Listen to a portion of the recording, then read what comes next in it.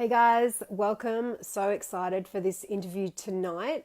Been jumping on with Sharissa, and I've just sent out the invite through Facebook. She'll be joining on soon. We're going to be talking about the power of connection and some of the really important, deep issues in this country, in this land at this time, and how reconnection is such a big part, like a foundation issue of who we're becoming as people. And I think there's a lot of really important conversations in the world that aren't being had. And I'm really hoping this interview tonight and what we stir for you might not always be comfortable, but I think it's the conversation that needs to be had. So just getting this set up. Join. We have the technology starting to roll. Greetings, jumping on. Hello. Good Hello. evening. Sharissa, how are you? Sam? Good. So good. How are we working with technology? We are good. Yes, Let us know. We have the sound and visual working we are for you good. guys out there. And if you have any questions at any point, please pop them below if you're watching the replay. There's any sections you enjoy or comments or quotes, like questions, engage. Let us know where you're jumping on from. I'm really excited to drop into this. It's interesting. We're getting Sorry, a couple Sam. of. Okay, we're good. We've got technology settled. Yeah. Well, you get the technology thing. You jump in for an interview like this, and then someone calls you, and it disrupts it, or you get a message. Yeah. We always get the Oh, technology totally. things. So, I could introduce you and what a powerful presence you are, but I'd actually love for you to introduce yourself for our people and for this audience tonight. How is it that you, like, who are you and what do you do, kind of thing, but how did you come to be running these kind of events for service and healing? Sure. Townie Broad. Townie is actually my biological last name. I am a seer, so I've seen spirit from as early as probably, oh gee, I could probably remember back to being 4 years old. I'm a healer, natural born healer, which is part of the Wiradjuri women line, I think.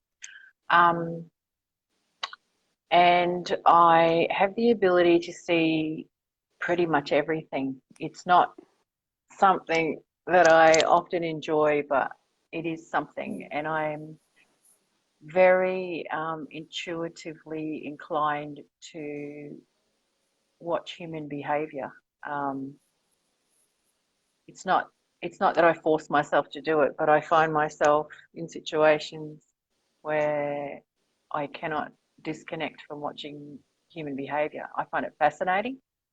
I think it's all part of being who I am and how I'm connected to everything. I'm a very deeply connected to my culture. I'm very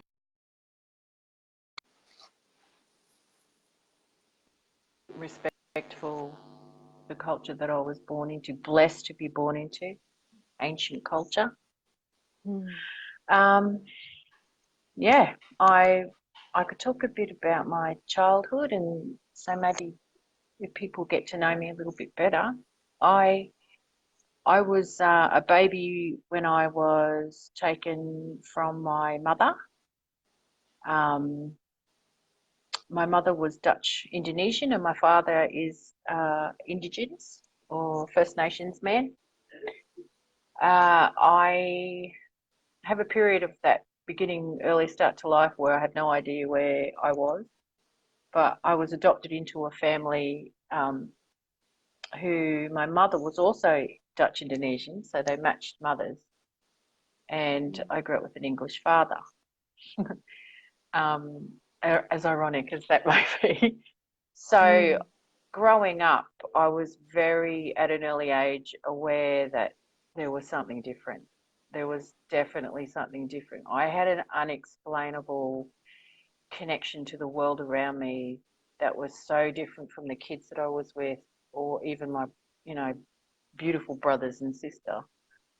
Uh, I would be the one outside talking to frogs and making concoctions out of leaves and sticks, and I just knew that it was somewhat right, but that also meant that the environment that I grew up in, I was seen as the weirdo, the weird kid, you know. But I knew that there was a connection to this land that was so deep that I couldn't explain it. And I remember probably at the age of 7 walking up to my parents and just coming out with, we learnt about Aborigines today. Am I Aboriginal? Because I feel it. And it was swept under the carpet pretty quick. And I think, bless my parents, that they didn't know how to handle that question. You know, that was in the 70s. So kind of life was a little different in the 70s than it is today, I guess. Mm. But at the age of 13, I remember sitting on the banks of Lake Burley Griffin in Canberra with my adopted mum and my auntie. And that was the place that the adoption actually took place formally. And I turned to them and said, "Am I adopted? Because I feel like I'm Aboriginal." He was in more shock that it came out of my own mouth or the look on my auntie and my mother's face. And then they had to tell me. They couldn't escape it.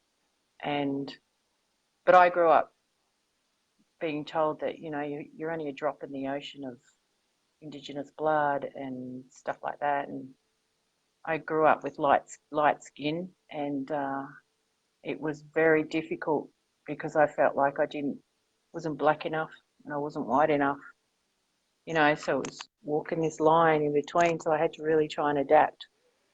And for me, that was a disconnect.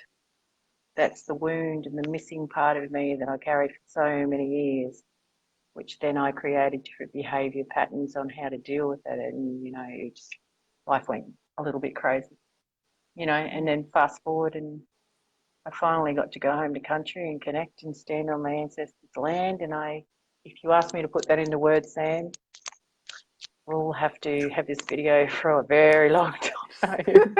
Yeah, yeah, just Oh, yeah. But that no separation, I've yeah. never ever felt.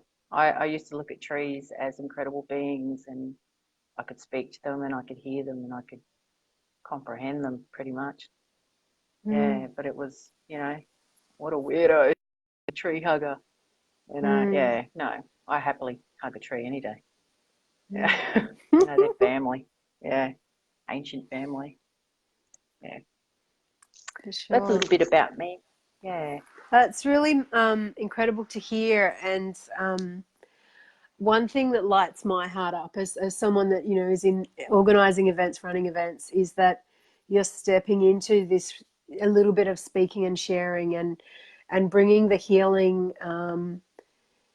There is so much wounding in our collective and in our communities yeah. around our bridge to country, our bridge to each other, our bridge to people in Australia, to the sovereign First Nations people, you know, to look at how the collective narratives play out, and that there are still so many old stories behind how government and media is talking, and that people aren't finding real humans. People aren't having real conversations, Mhm. you know. And it's time for that. It's time for conscious It's time for that. conversations. You know, Yep. absolutely.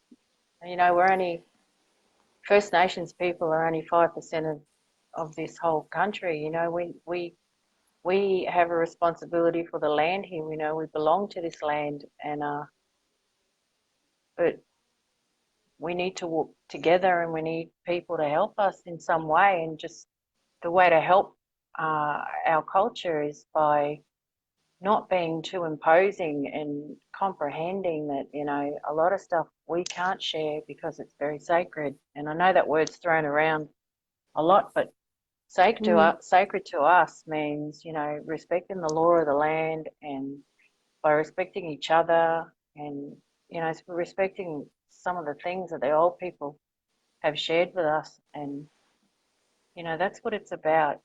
But to walk together and forward with everybody is what we want to, well, that's what I want, that's for sure. We can't walk as separate entities anymore. It's not about black and white anymore. It's about walking together. And the first step for that is acknowledgement of so much that has happened to our people, for hundreds of years. Captain Cook may have come here in 230 years ago, but the genocide that happened then hasn't stopped. It just has been hidden. So the greater majority in the wider community doesn't know about what half things that are going on, and we can't blame them to a certain degree.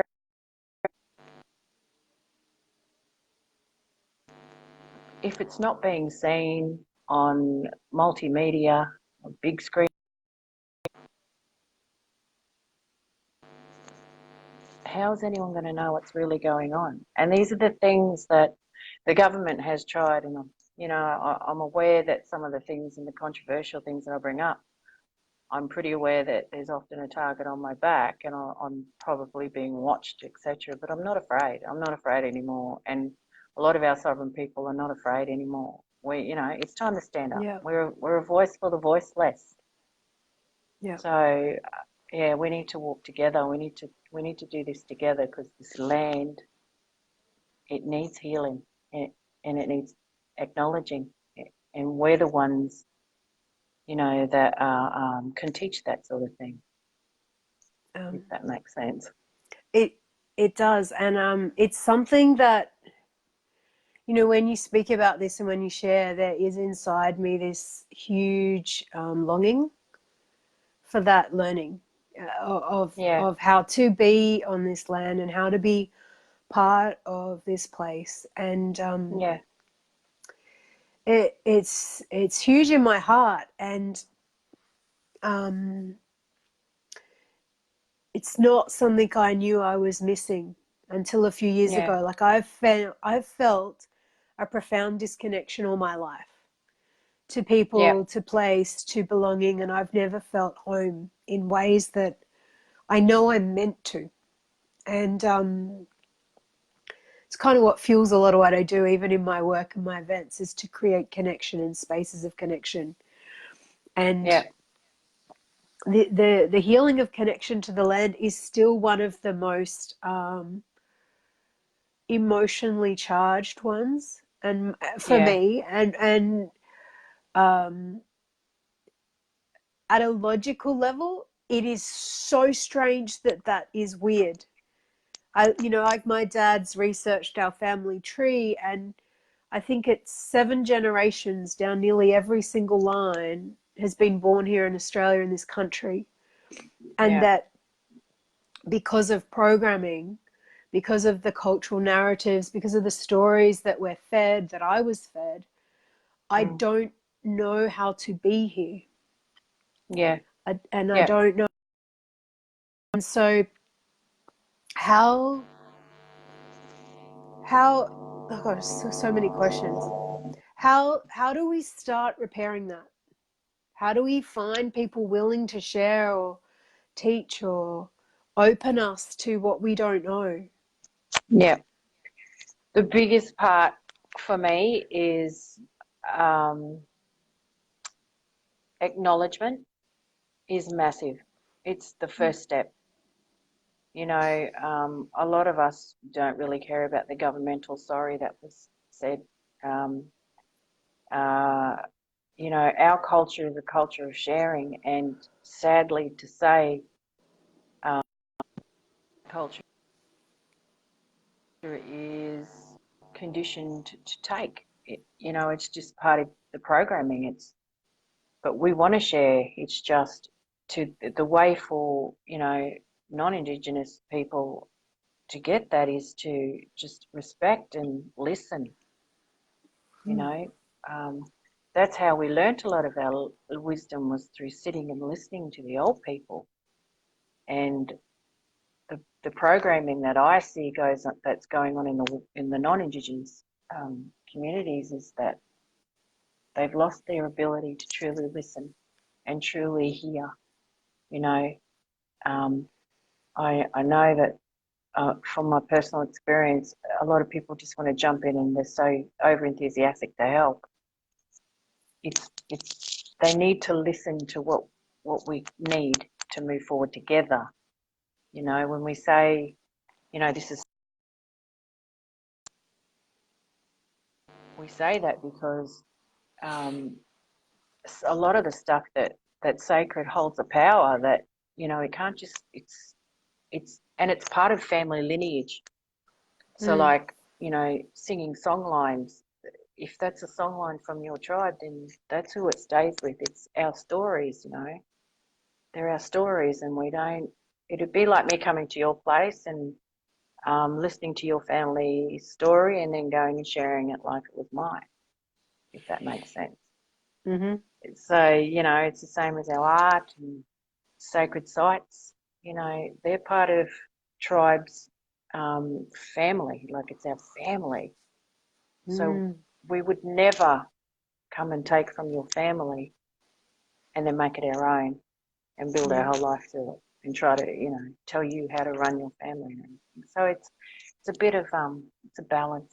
Like it feels like a balance that needs to be perfected in some way, you know, and it really comes down to acknowledgement and listening. You need to listen in this country to the wisdom keepers, you know, and now more than ever with the water crisis situation, I don't know how we make the government listen to us, but, you know, we've got the old rainmakers and the old, you know,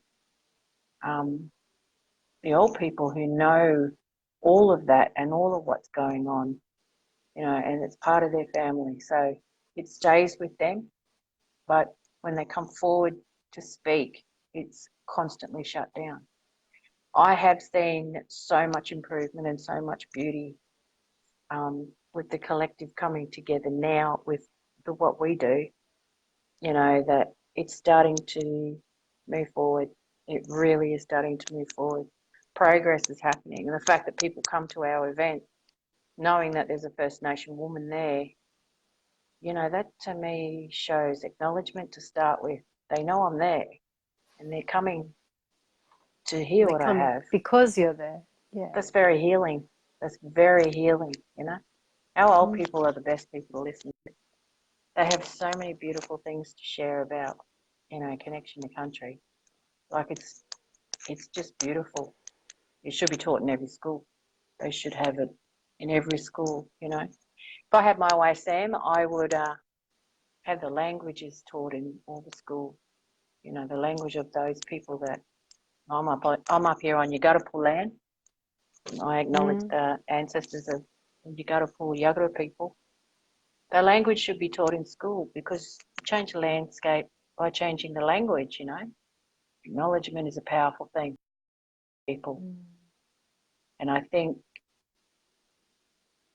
when non-Indigenous people really truly connect to what that acknowledgement is all about and give us the time to be able to speak and share and give the answers to what they're looking for, then change will happen in a beautiful way. You know?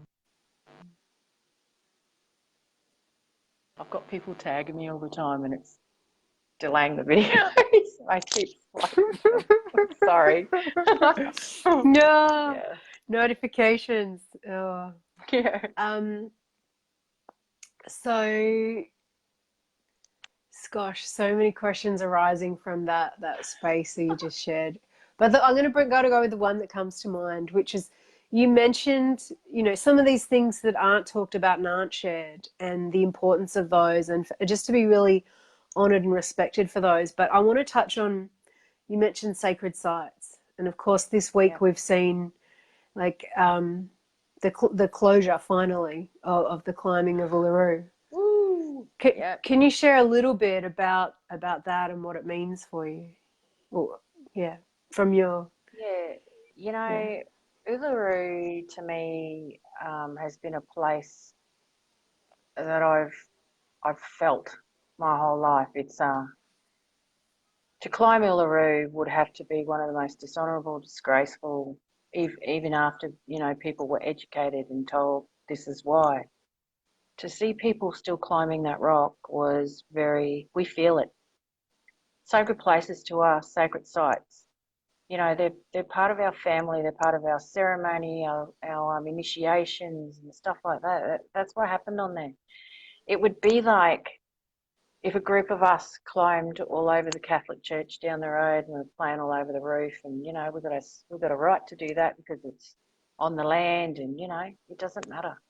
Uluru Mm, is a sacred place. It is as sacred as religious people see, their churches, or Maori see their maraes and stuff like. You just don't. There's this imbalance that's happening, and for some reason, it's very difficult to explain that sacred sites are very personal places of ceremony for the Indigenous people. A lot happened on there, funerals take place on there. There's possibly people buried from our families under there. We've got up here on Yuggarapu land at the moment, we've got developers building over the blood of the people who were massacred up here, and the cemetery, the Indigenous burial grounds, and it's very frustrating for a sovereign nation person to just sit back and watch our ancestors just having houses. But we would never consider going and building on, whether you're black, white, pink, or green. It's a respect for the land, and it's respect for our ancestors and our old people who've passed, and babies. mm, And there was so much genocide in this country. You know, Sacred sites also carry an energy that can be so powerful that you walk onto the wrong side. I mean, I've experienced that myself, you know. I, mm, I'll give you an example of, please. if it's men's land, we women, we know you don't go on men's land. You never go on men's land. And I had to learn the hard way in my lifetime, because I walked onto men's land, and then not even 5 minutes later, had a broken leg and two broken ribs. It's that sacred. Yeah. It carries that energy, and your gut tells you I shouldn't.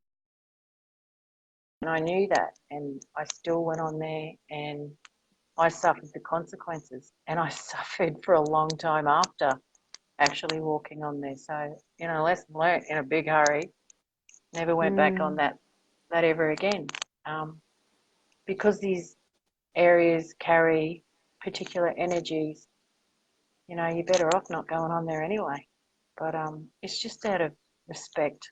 It's out of respect for the people who haven't truly been acknowledged, for what happened, uh, and what continues to happen in this day.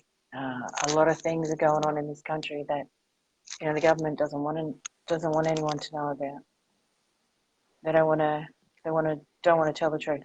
They don't want to.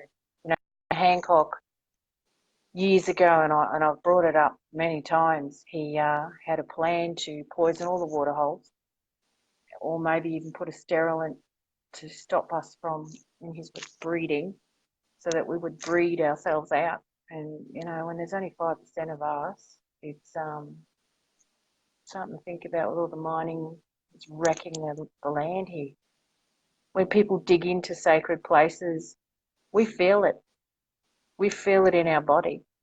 When they poison the water holes here, we actually feel it, because we mm, don't see ourselves as separate to the land in any way.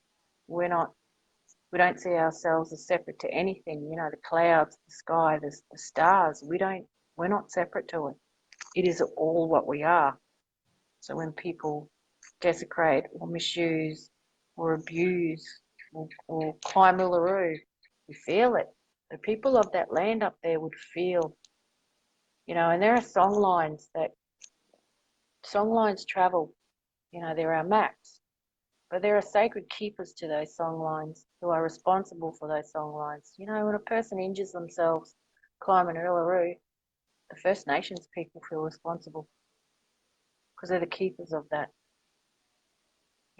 So, yeah, and a lot of talk and a lot of explanation needs to go on about why sites are sacred, and I'm just one person. And I understand that, and that's going to be so diverse for each land and community and people that their sites, and as you said, so personal. They have their own stories and yeah, it's our family. Yeah. So one other question I have, and I don't know how much you want to share here, because I really appreciate you guys are going to share a bit more at the event, and it is planned for the event with the Gold Coast. And Sarah was sharing the other night about some of the different city you guys have planned to travel and bring this event out, and I'm so grateful to see this. So grateful. And I really hope people jump on and follow you and Sarah to actually see those cities and join and support them and let people know in those places that might be really curious or longing for this kind of reconnection as well. So one of the things Sarah shared was, look, that it's more appropriate to have some conversations in person in the events than it is necessarily on social media. But one thing I did want to ask a little bit about was you mentioned the water crisis. Is that something you want to share a little bit about here? Because I know it sure as heck is not on the news. No, it's not, is it? From what I have learned, it's something that needs to really increase in people's mind as a priority.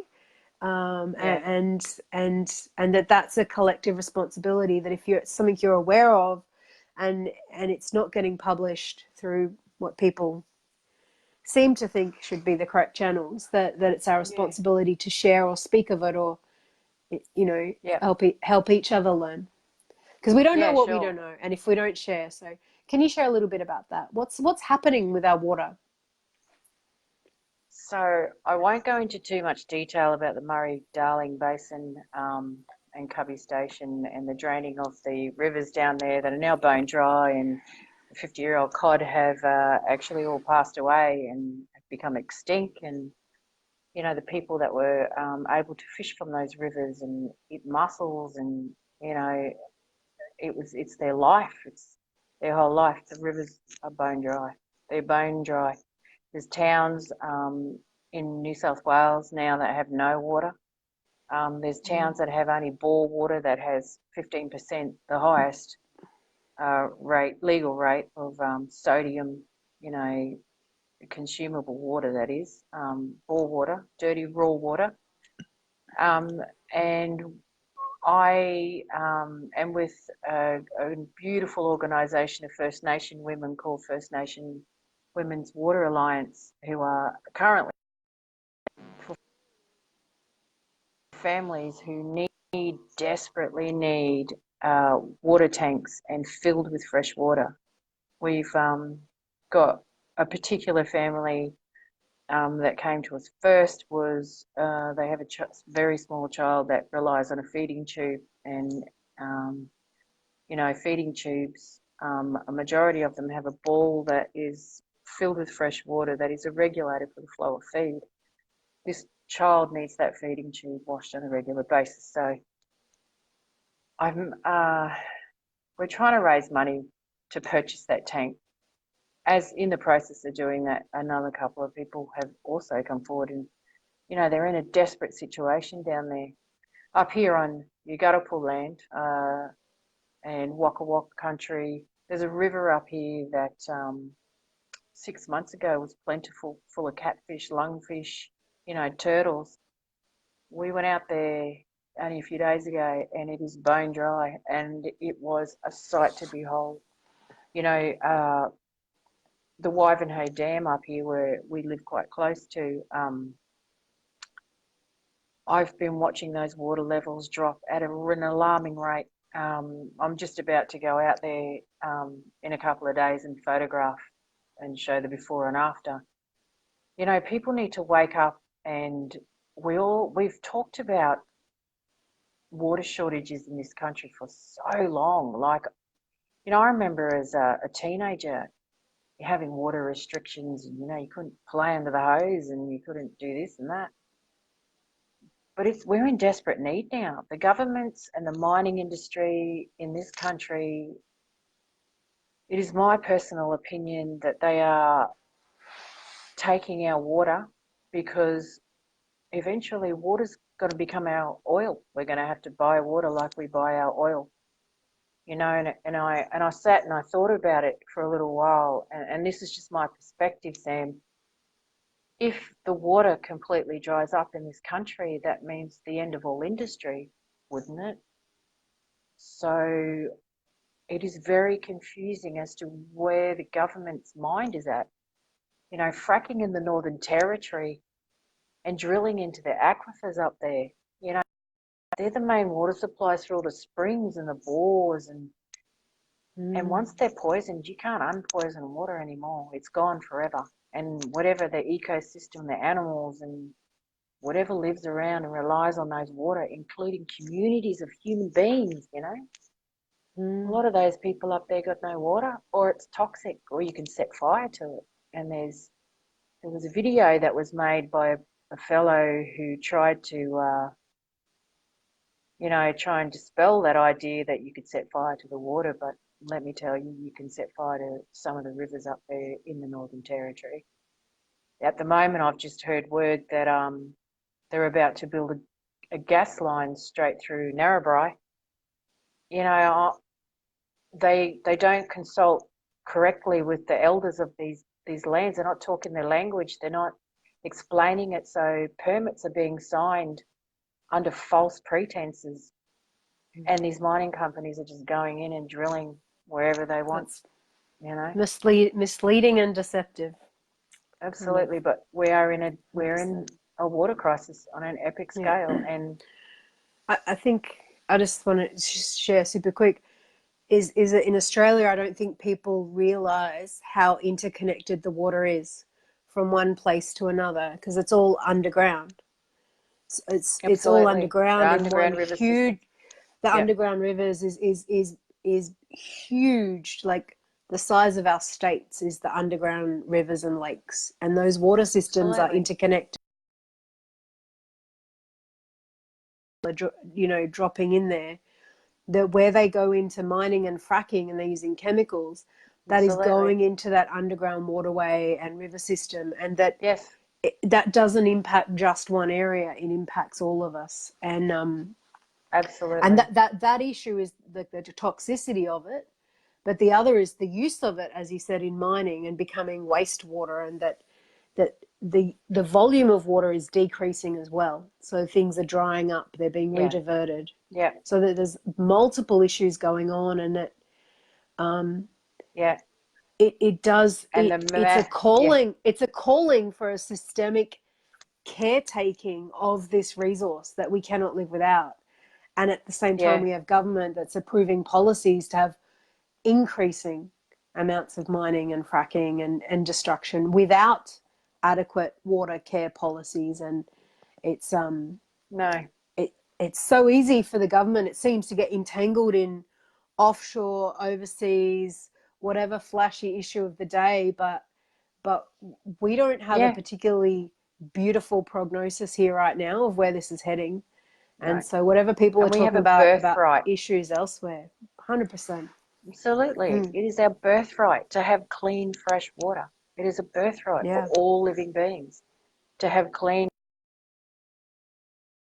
water back. To start with, they do need to put the water back where the water from Cubby Station is mind-blowing how much Cubby Station is holding of the Murray. You know, it's mind-blowing. that these are human beings inflicting so much death. You know, the thousands of fish that have died, river turtles, you know, fish that could never ever be replaced, like the Murray cod. These are beautiful giant fish. They're all dead. They're all dead. You know, when's it going to end? When does it end? When there's no life? Because, you know, I've said it 1,000 times. Water is life. We cannot live without all our body organs and everything. You know, no trees, no bees. If there's no water, the bees die. We're pretty much fucked. I'm sorry about the language, any elders watching, but yeah, we're done. You know, so I think it starts, Sam, with absolute responsibility for self. You know, there are so many ways that you can actively stand up and say, no, we're not taking this. And one of them that I am fully aware of 100% is to say no to Origin Energy. You know, they're the ones they're the biggest responsibility of fracking in the Northern Territory right now. Another thing that I want to say is Adani. You know, that's mind blowing. If they drill into the Artesian water basin or they drain that, that is the filtration system for all the underground river systems. You know, there will be so much life lost, and it puzzles me. I went to a rally recently in Brisbane City, and you know, just to stop and have someone talk to us about what's actually going on. You know, we were spat on and we were sworn at, and it was mind-boggling when I explained to someone, you do realise that, you know, one day when you go home, you know, you're going to turn on the tap and there's going to be nothing coming out. And that's not too far down unless we get rains. And, you know, all the old people know that the landscape has changed, the weather systems have changed. Yeah, I don't know. I don't have the answer, but what I can do now is, you know, raise money to help support people caught in the water crisis. You know, we're community. Sure. We're all family here on this land, and we need to help each other. And we are. And I remember you were telling me about some of these families that are in most desperate need, and I think that's something we can come back through with the comments and put some like in the comments of this after. Well, if you can pop in some links or some how people can support that, because I know every little bit helps. You know, I think you were sharing it's about 3,000 to organise a big water tank that's filled with fresh water to get out to these communities and be installed for that family to solve their problem. And there's so many people where they'll spend more than that on things that seem trifling and that it doesn't even need to be big amounts, but if you've got $20, $100 that you can contribute to this, and it means that there's a family able to like look after their sick child with something as simple as fresh water. Like so many people in our cities and towns have town water, which is pretty toxic. But to be honest, it's amazing compared to the options that are out there in some of these remote communities. And so have a think about how you can be part of the solution. And again, it's not always contributing yourself. Raise awareness, share with people, ask others to contribute and support a little bit. Learn about what's going on. See, and maybe you could answer this for me, Sam. I'm aware that a lot of people aren't educated about, you know, what goes on in Indigenous communities on this land, but there is a lot of suffering going on. And I've often heard people ask, you know, if you could make, you know, six-figure income, what would you do? And the thing that puzzles me about the answers is that it's always money going out of this country. I feel responsible somewhat for that, because without us educating non-Indigenous communities about what's actually going on, the government's not going to do it. They don't want you to know. People is completely drawn overseas. The money goes overseas, and communities are being benefited overseas, and the communities here that are suffering. We've got the highest suicide rate amongst our children in this country, Indigenous children, the highest rate of, mental health problems. People are without water, can't use dialysis to flush the machines through. It's that bad. So we're, having to move your old people off country is a disconnect that is the most devastating thing you could do to those people, is get their families have been for thousands and thousands of years looked after that land. That's, their connection to that land, they can't be moved off their land. There's something that is so hard to explain, I guess, or I personally find it hard, but that's where that's their everything. Mm-hmm. It'd be like cutting off your arm, just getting a butter knife and cutting your arm off. That's what the connection to country is to these people, to tribes people on this land. So the government's taking so much of the water and poisoning so much of the water that these people are having to move to the big cities, and it's frightening. It's frightening for people, Indigenous people, to have to do that when their whole existence is connected to that country that they're on. So the importance of raising money for people in crisis, especially to honour the First Nations people that are in deep crisis where they don't have any water. That's why I'm so passionate about it. They're my people. That's my family. I would help anybody in crisis. Anybody, I don't care where you're from. If someone's in crisis, I've seen you. Yeah. But that's what you do, because we're all here together. We're not separate. We're all together. Yeah. Anyway, talk a bit more about it at the event. Yeah, probably not too much. Sure. Yeah, I wanna on this topic a little. Is I saw you post in the post about the event that you wanted the event, the Power of Connection, to help us support the remembering that we're all part of one tribe, one mob, and it's a unity. Yep. And yep. At the end of the day, every one of us are sovereign earth beings. I've always felt, I've never been ashamed to have friends from anywhere. I don't listen to, and I've never listened to what the media has told me, about this person from this country. We're all sovereign earthlings at the end of the day.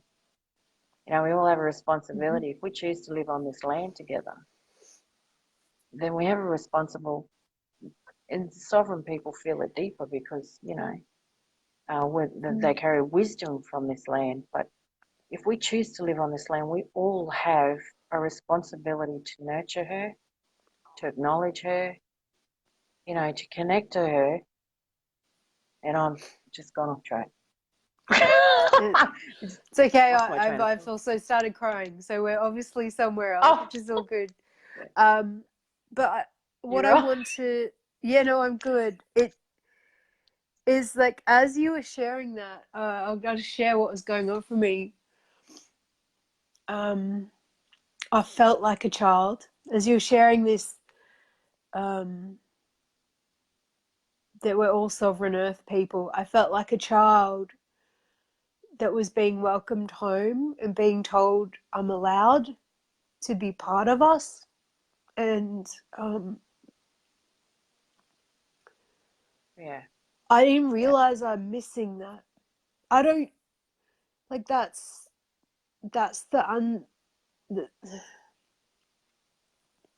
it's like, in some way there's still some feeling of undeserving. Yeah. And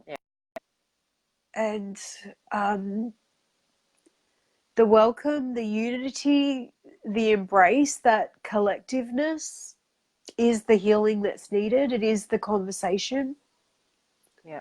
that will change this direction for all Yeah. of us, you know. You know, Um, I went to the Invasion Day March last year, and Invasion Day is also my daughter's birthday. It's ironic. But walking up the hill towards Musgrave Park and with an elder next to me, and we both turned around and, looking at what looked like 12,000 people from all cultures, and I said to her, Arnie, we're not alone anymore. Look at that. Look at these people. They've all taken time out of their life to come and do what's right, and and I see it. I see it so much. People wanting beautiful souls coming up and wanting to connect with. What are you guys all about? You guys were conditioned to miss out on so much beauty with the true sovereign wisdom holders of this land. It's the most beautiful culture. The people are beautiful. They're hilarious. They're so great to be around. They're so welcoming, But that's the part that's missing. I saw this at a high school a few years ago when they had a cultural day, and each culture was up, and each culture, like Pacific Islanders and the Africans and other cultures, all up dancing. They all had their traditional get up on, and the only kids that had nothing were the non-Indigenous from no culture, just white kids sitting in the middle. But our cultures got them all up, and the kids got them up and taught them dance, and got them to. That's how you move forward. That's how you move forward. You include everyone. We can't be warring anymore because it's not doing anything. But we need the acknowledgement. Our culture needs the acknowledgement, and it needs to be followed with action. Saying sorry is one thing, but not actioning that. There are still kids being taken from their homes, from their families. There's people being. 50 years ago, this government paid Indonesia to come over and slaughter the tribes because they wanted to mine up there. These are the things that are not being told to the general public. I've done a lot of research and I've talked to a lot of, community people, and, we see so much, and I believe that the wider community has missed out on a big, massive gap, and they're only going by what is drip fed to them, which is what government controlled, and it's drip fed to them. How can you know what the truth if you haven't got access to it? We have a responsibility, First Nations people. We feel this responsibility to stand up now and speak. I can't speak for all of them. I don't want to do that. No. Yeah. But yeah, welcome home, Sam.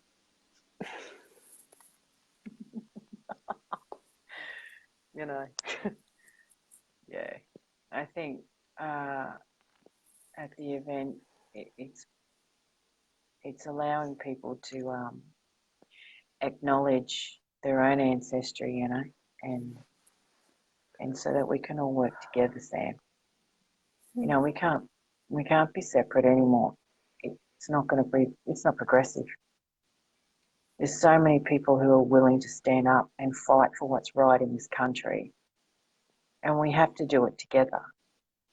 And the first step is to listen to the sovereign people. They are the wisdom keepers. Just listen to them. Yeah.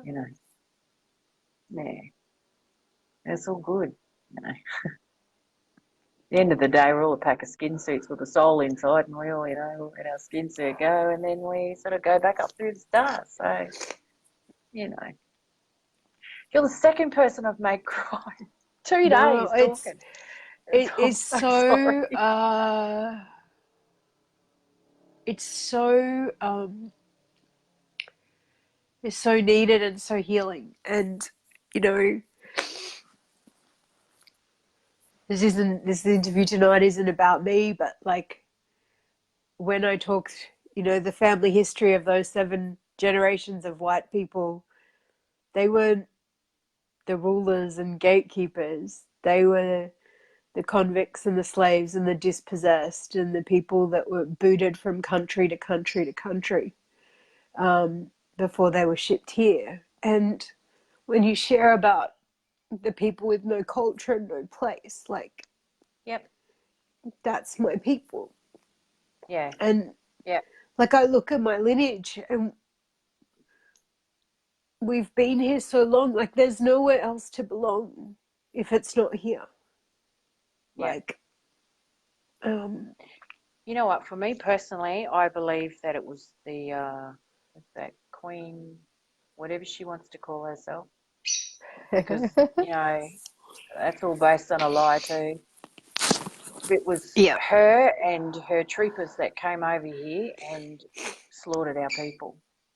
And Mm. I know there was the convicts. Sure, there's whatever, but I also see people coming to force onto a land that they had to make a life. There was no choice. Basically, we're an island in the middle of freaking nowhere. So I also feel, and I also feel that it would have been terrifying for them too. I must acknowledge the genocide that happened in this country as a result of those ships coming here Mm. and the blood that's spilt in this land, because it's not acknowledged. It's not acknowledged like Anzac Day, which blows my mind. Anzac, and my father is an Anzac. Many Indigenous men were never recognised as Anzacs. So now that that's happening, but the people of this country have never been recognised for the war that they fought. And then I think about those innocent families that were dragged out of aristocratic society to clean up the streets over there while they were out stealing other lands around the world, to be Mm. dumped on an island in the middle of nowhere with your family, little kids, and to see us black fellas, for the first time when you've never seen that, equally scary on both sides. I think for Mm. us, it was that this was an occupied land. This was a land that had its own law, its own trade system, its own way of farming. We had everything. We were beautiful, and then it was just this big beast came over and just ripped it out from underneath. Mm. And then growing up, and suddenly the us that were here, we had to you had to act white, you had to speak white, you had to think white, and it was drummed into your head. And the way that our people were slaughtered was just, how that can go unrecognised for so long is just How it goes unrecognized now, I deeply don't know wounding. either. Mm. Like, It's how deeply how wounding. But can we find more sources of information? What is out there that helps? Like, are there any pages or resources or websites that you would suggest, people to follow? uh, Or and I I understand it's not all online, but yeah, I'm just, where do we start? Because I know this transmission's going to go further than you and I want yeah. to. Where do we start? Like, perhaps if we can pop some things in the comments, or resources or places to start for people. I connect out with the Indigenous culture on this land. Go show an offering of support. Um, go and ask them, what can we do? Ask them, what can we do? Um, Mm. have those conscious conversations. Go to the Invasion Day march. A great way to connect with what's going on on this land is to attend an Invasion Day march, rather than celebrating a day that is deeply painful. I cannot express enough how painful the thought of celebrating on that day. I'm not against Australia Day in any way, but that day of this land. So people going and attending, the more people coming to these Invasion Day marches and, you know, rallies and on that day, and not celebrating the day that colonisation began in this country, you will connect, you will hear stories, you'll be part of the dances, you'll be part of the smoking ceremonies, you'll start networking, you'll start getting to know people. You know, families grow like that. That's how families grow. Yeah. You know, we need to get rid of the whole, and both sides of the fence needs to get rid of the whole, we need to find a way to decolonise our minds. And I believe everybody needs to be able to do that, not just us. I mean, we need it, you know, we really need it. But from the way I observe human behaviour and the way I see people, and, you know, seeing a lot of guilt that's carried by a lot of my non-Indigenous mates, the colonised mindset has infected everybody. It's actually infected everybody on such an I mean, the fact that you become so emotional speaking about these subjects, Sam, you can see the colonised mindset has affected everyone. You It know, surely has. Surely that's the has. first. That's a massive step to healing if we can work with each other to, decolonize the mind. You know, and I know a few beautiful people who do that. Start telling a new story. Start telling a new story Yeah. and have new conversations. Yeah. And build a new language about how we belong. Yeah. Yeah. Yeah. And it just comes down to a really healthy respect. I mean, there must be a respect for the First Nations people on this land. They have a lot to share. We have a lot to share. We have the ability to heal. If that makes sense. Each other, all of us, you know. Yeah, love connects us all. You know, my mother taught me that love connects you all. At the end of the day, you know, it's all about love. You know, that conscious awareness of self and the life that we are. You know. Yeah. Feel better? No, I feel good, and even going into the emotion, feels a little vulnerable being on a Facebook Live, but there's also something when you speak of acknowledgement and being listened to. There's something important for me in being witnessed in sharing that disconnection and how it hurts me so much too. So I was grateful for that. I was really grateful for that.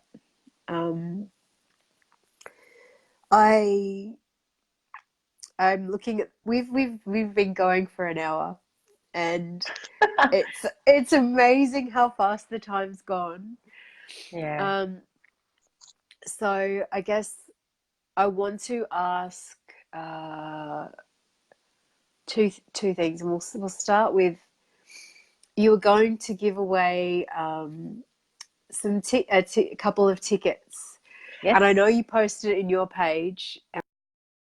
We're going to do a prize draw. Do you want to share with us how people can get involved in the prize draw? So I'm going to give away to 2 lucky people 2 free tickets for tomorrow night's event at the Karma Collab Hub at Miami on the Gold Coast. But in order for these 2 people to win that, just a part of the educational process is you need to be able to name the traditional custodians of the land that you live on.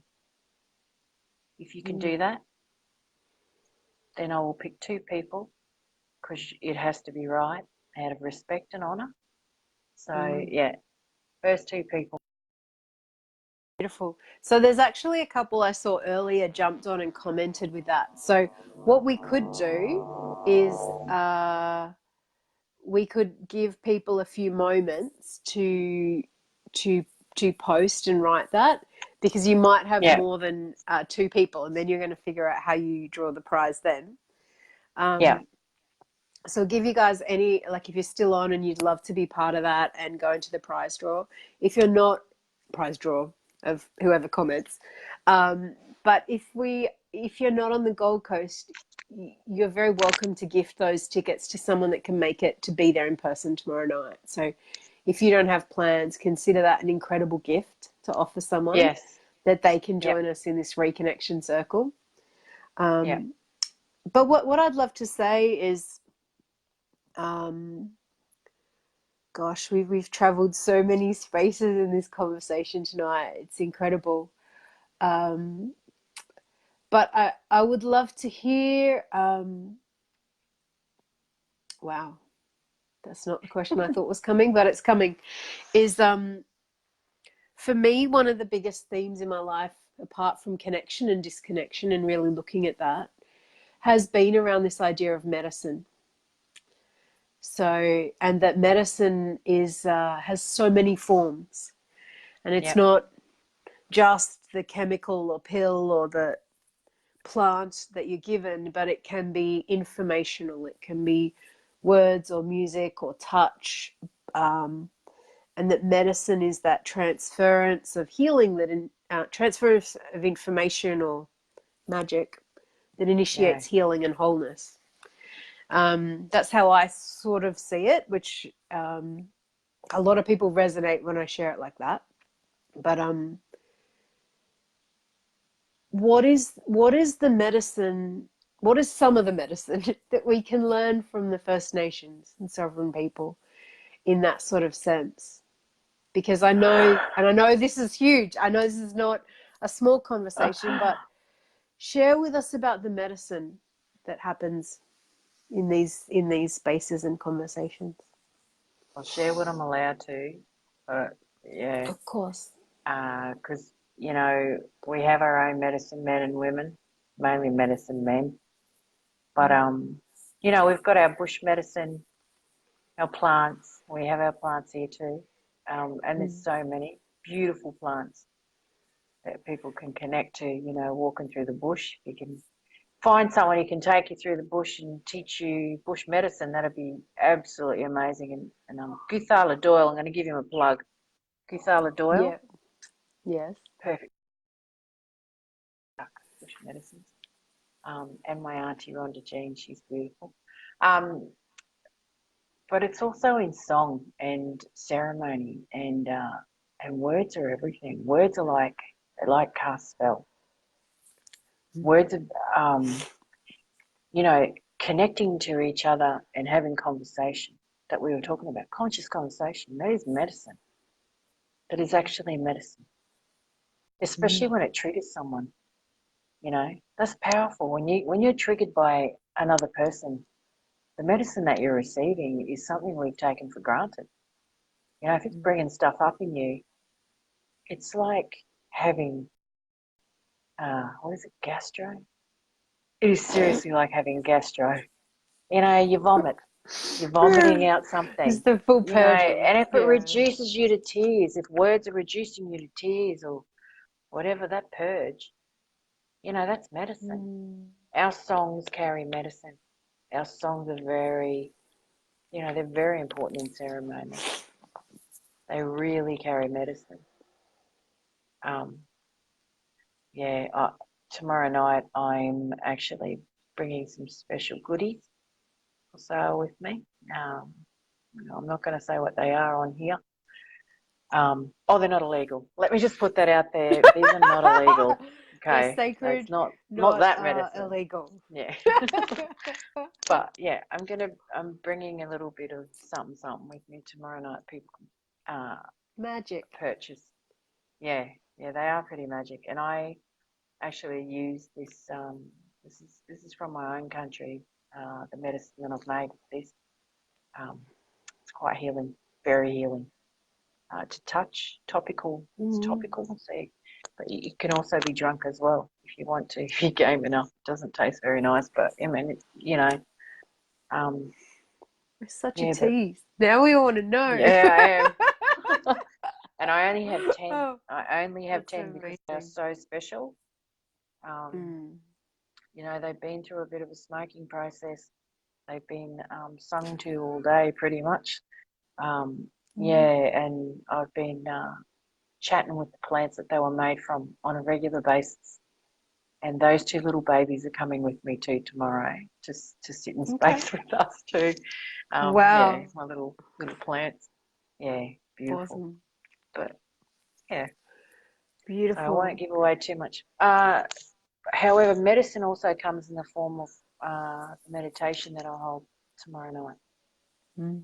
I can't explain too much, and not because I don't want to share, but basically because it even shocks me the way it just happens. It's a part of Mm. who I am. It's part of my soul's purpose. I guess I don't know you guys talk how you talk, but yeah, yeah.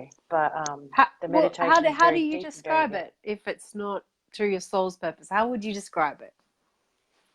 Um, just, just me. It's just me. I don't know. I mean, I make people cry, and I don't mean to, but it's just It's one of your natural born superpowers. yeah, make people cry. It's great. Make people poo. No. Well, But yeah, the healing, the meditation that I hold is it's incredibly deep. It's very personal. hmm It's not something that will be filmed. It's not something that will be photographed, and it's not something that you're there for you. Basically, it's like any medicine ceremony that you sit in. This ceremony is something that's very sacred to yourself. It's not about anyone else. It's not about stories connected to or anything like that. It's actually a personal experience um, that is part of your personal healing, and that's something you should hold. Everyone should hold sacred within themselves tomorrow. That's all I'm telling you. You awesome. have to come and Well, experience it because it is really beautiful. um, I did just scan back through the messages. We've had two women share. So if you want to, can you see the messages on your screen? No, no. No. So Okay. who? Do you want to So announce them? They can. I'll share their message and you can let me know if they got it right. Okay. So we had Okay. This is Cherie. going to be very interesting. Yeah. Yeah. So Cherie shared the traditional owners that encompass the Oh, Ipswich Rosewood region are the Yagara people consisting you of, got it, Paul. Yeah. she's tricky, Yeah. Good one, Jagara, Cherie. Yugara, and Yugarapul Yagara. clans. Yep. Yagara. Yep. Okay, thank She's you. right. Good And one. I'm a All proud right. Wiradjuri woman. Yes, she is. I know, Cherie. Beautiful. Cherie's beautiful. Yeah. Thanks, sister. Wonderful. Thanks, Yep. sister. So that's one of our tickets. And then we had Laura Davy shared the Ah, uh, Coombe but she Kumba didn't say Mary. where she is. Okay, But that's all right. that's near our Gold Coast. That's our Gold Coast sort of area, isn't it? Some of the areas down here near Well, Burleigh. under the circumstances, I'm going to give that to her, but because that's what's been said that and Kumba Mary are part of that. It's Mm-hmm. Yukum Yukum people. The Yukum Yukum Okay. tribes are the ones that, yeah, but I'm going to give that to her because they are part of that, as far as I'm aware. Yeah, yeah. And if Okay. Stella, my cousin Stella's watching, she's going to kick my ass if I get that wrong. But Okay. I'm still So learning, Stella. so so Yeah. okay. So because this is part of the learning of Yep. the stories that I told about what has happened, and then to actually find out that might be different or a different story, and that the stories are unfolding of what we know to be true. Um, So the final question I have is, so the land that the event is on tomorrow, Yukum Yukum who's country. okay? Beautiful. So this is Yep, in Miami. Will be Yukum Yukum country. yep, Beautiful. yep. Um, and I'll explain that tribes and names and stuff like that at the event tomorrow. Yeah, That'd be wonderful. yeah. Wonderful. I'm so looking forward to it. I'm so grateful for this talk tonight. Me too, Are there Sam. any final words that you would like to share? I'm really just really excited to be able to share something very special with people that are coming tomorrow. And there are still tickets available if anyone would like to come. Mm. Um, it's from 6:30 till 10 p.m. and it is such a beautiful space. Working along Sarah Baeta is something, let me tell you. She's an incredible, honorable, integral human being, and I have the ability to see people and I see everything. And she's one of those women that she's something, very special. Very, yeah. Just get yourselves down there. It's going to be great. We'll have a bit of goofing off and silliness as well because, you know, we're not all serious. And I promise I won't do the shock. Any Sydney people watching, I'm not going to do what I did in Sydney this time to these poor people. But when we go for a big event back in Sydney, I think I'll add that shock therapy in. Maybe I will, maybe I won't tomorrow night. But breaking the stereotypes that the government and the media have embedded in your belief systems over the years, we might break a couple of those tomorrow, and you'll walk out of there That'd be feeling really really good. happy. Really Yeah, good. Yeah, yeah, yeah. for sure. Cool. I want to say thank you to everyone that's jumped on tonight, that's Yeah, me listening, too. that's gone through this and listened to the replay. I just really want to say, in terms of, it's really interesting energetically. I've actually felt the need to hold this live a little stronger than I've actually had for quite a long time. And just the container of people that have showed up to be part of it and to join, even for small bits of time that'll come back through the replay. So grateful you are adding your energy and support to this container. Yeah, Yep. I Just, agree. yeah, I can feel your hearts, and it's a pleasure. It's such a pleasure to bring this interview to people that are so keen to hear it. And I also want to say, Sharissa, thank you. Thank you for sharing and for sharing so much of yourself and your heart with us here.